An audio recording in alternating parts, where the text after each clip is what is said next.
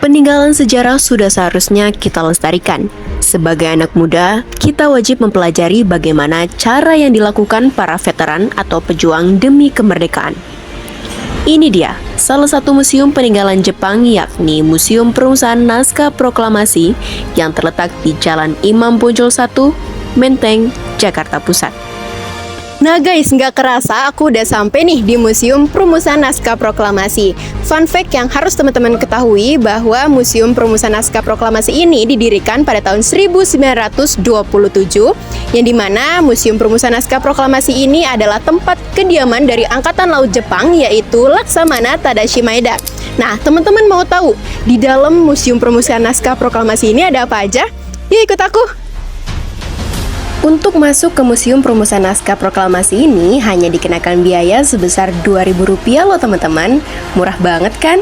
Nah, tepatnya di sebelah kanan pintu masuk, teman-teman udah disuguhin nih tempat di mana pengesahan naskah proklamasi dilakukan di ruangan ini.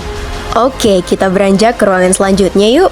Begini tampak ruang tamu Laksamana Maeda yang digunakan untuk menerima rombongan Insinyur Soekarno, Muhammad Hatta, dan Ahmad Subarjo. Simak penjelasannya ya.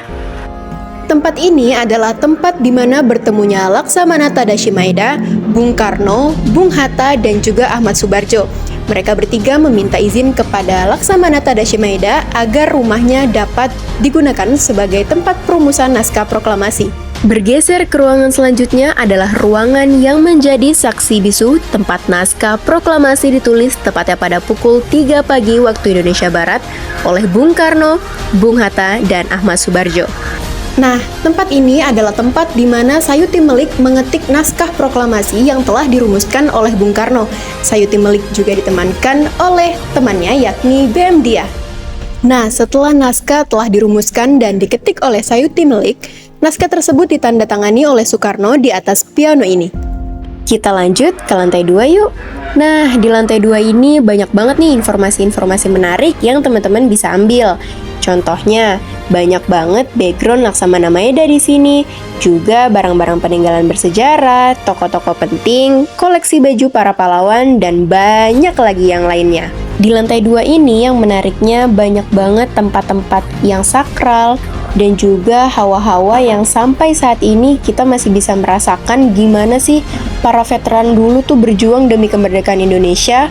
Makanya aku selalu speechless setiap aku nge-shoot video di sudut-sudut ruangan ini, karena bener-bener vibes-nya itu aku bisa ngerasain sebegitunya orang terdahulu memperjuangkan bangsa Indonesia ini.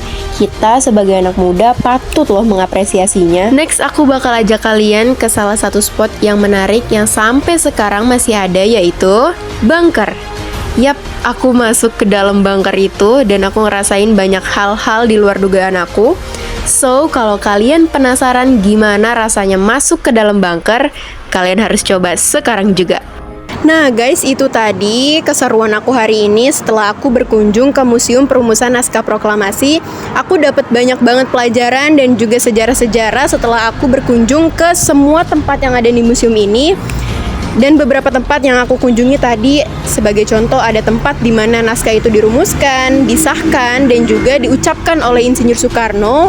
Juga ada bunker, yang dimana itu menjadi tempat persembunyian pada masa itu. Terus juga ada peninggalan-peninggalan yang aku dapetin di Museum Perumusan Naskah Proklamasi ini. Nah teman-teman semua, gimana? Suka dengan video ini? Dan kalau kalian suka semua, silakan komen setelah ini aku bakal ngunjungin museum apa. Mungkin segitu dulu vlog aku tentang sejarah di Museum Perumusan Naskah Proklamasi ini. Sampai jumpa di vlog berikutnya. Bye!